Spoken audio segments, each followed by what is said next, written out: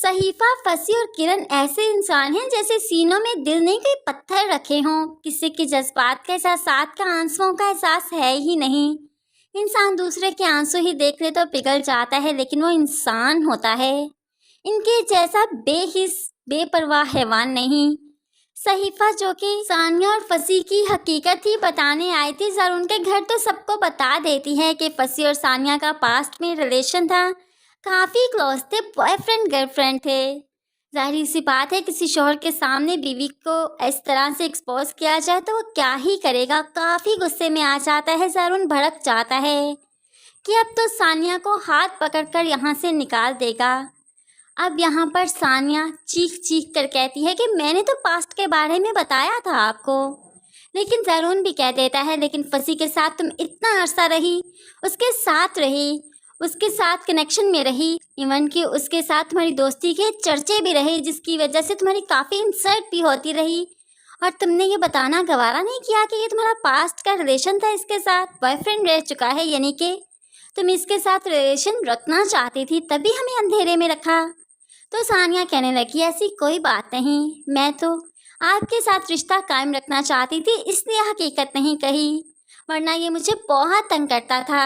लेकिन ज़रून सानिया की किसी बात पर यकीन नहीं कर रहा। एंड इसी वक्त लाइबा मैडम भी अपने शौहर के साथ एंट्री करती है, क्योंकि सास बेगम ने यानी कि आमना बेगम ने कहा था कि कुछ दिन मेरे घर आकर रहो, तो वो भी अपने माजूर शौहर के साथ व्हील चेयर लिए यहाँ पर आ ही गई। और यहाँ पर आई तो तमाशा ही कुछ और था। ज़रून ने जैसे ही अपने बहनोई को देखा, ज़ोरदार थप्पड़ दे मारा। अगर उसने मुझे नहीं बताया था तो तुम बता देते कि तुम लोग रिलेशन में थे और तुम लोगों का पास्ट में कोई अफेयर था, लेकिन तुमने भी तो दोस्ती की लाज नहीं रखी। अब तो यहाँ पर फसी अपने ऊपर भला बात कैसे ही आने देगा, फ़ौरन से पहले बात बदल देता है। इसने मुझे ब्लैकमेल किया था कि अगर मैं तुम्हें सच बताऊंगा तो ये मेरी और तुम्हारी दोस्ती ख़त्म करवा देगी, और मैं किसी सूरत ये नहीं चाहता कि हमारी दोस्ती ख़त्म हो जाती। बस इसी खौफ से, इसी डर से तुम्हें कुछ नहीं बताया।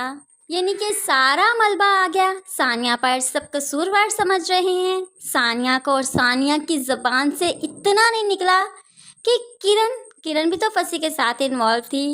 किरण को वो क्यों एक्सपोज नहीं कर पा रही, हालांकि यहाँ पर बड़े अच्छे तरीके से वो किरण को एक्सपोज कर सकती है, किरण के बारे में भी उंगली उठा सकती है, लेकिन नहीं।